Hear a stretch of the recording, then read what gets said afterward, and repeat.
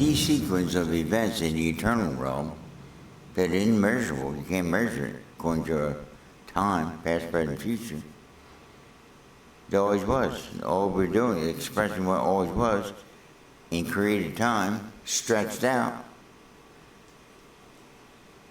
You guys see before the beginning, in that eternal beginning, you use the word beginning, it's like saying, well, there was nothing before the beginning. No, it always was. And that idea of beginning, not our idea of beginning in created time, it was only a temporary expression of the eternal. You get trapped off in this, you never will see this. So a sequence of events there, it's always played out. It's being expressed in a material created world of created time. You know, how do I liken that to? Like if you saw how they put this, now sometimes they do it in these movies. They have a special section where they show the different sequence of events coming together and how they planned out this whole movie.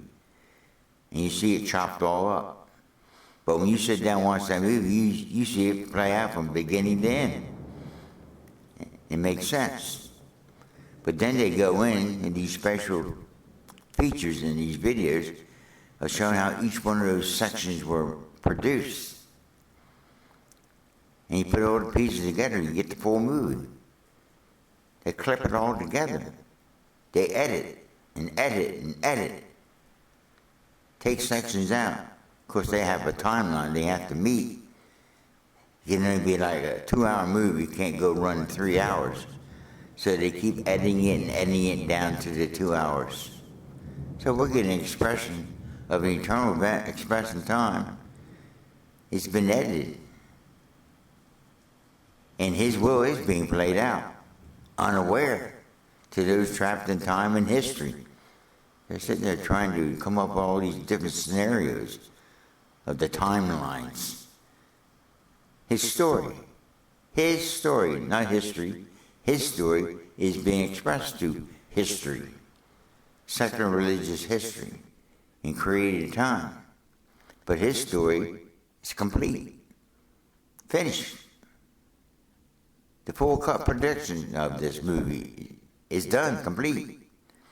When you get up there, with that mind of Christ in your spirit, you can see, you watch the whole movie play out. John did that, the book of Revelation. He saw how it began, how it's played out, past, present, future.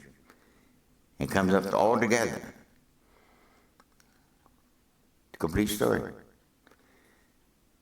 We're just looking at sections of it.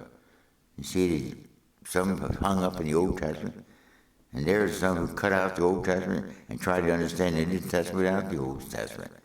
You need the whole thing. And the reason Paul could write the New Testament, because he understood the Old Testament beyond his dead letter. He saw the spirit of it. He could see how it's all going to play out from beginning to end. How did he know that? He was taken by the scruff of his neck up and past the first heaven, second heaven. He's in the third heaven. He's outside the realm of this box. And he's seeing it play out from beginning to end. He sees the mystery. And he reveals the mystery of it all. He could see that in the future there will be a generation that don't have to physically die. They'll get it. But he also understood there'd be going to be a few. I mean, it gets past there. You mean that they don't see it, they go to hell? No, you're missing it. That's a whole different subject matter. Those who want to go to hell, it's a place one prepared for his offspring. It was prepared for the devil and his angels, the one who started this whole iniquity, being found in Lucifer in heaven, and 1/3 of the angels joined him. And then the question is, which people would object to, because I've never read this anywhere else, that there were those in that eternal realm, the offspring of God. Why would they do it? It'd be stupid. They listen to the devil's lie. And you see expressed in this material created world how they believe that lie. They're considered what they call it, the vessels of dishonor from the womb. They made that decision, and they're expressing their decision on earth. You can't save these. You can't get these, wake these people up. They're going to be a vessel of dishonor, and God uses it. Like he used Pharaoh, like he used Nebuchadnezzar. Then you get off in Calvin and his saying man don't have a free will. No, we've always had a free will. God has his will, and we could choose our own will independent from his will. Our will after the flesh, that's only temporary. You don't want that will. You want the eternal will of God. You want to see these things. I mean, to some degree, with this distracting mind interfering with this, and people calling it heresy. I don't know, you're going with doctrines of men. You're not sufficient in this carnal mind to figure this out. Your source of coming to understand it had better come from your Father and the will of your Father, and you saying, not my will, thy will be done. Jesus, as the Son of Man, could have chose his own will. My will, he said it.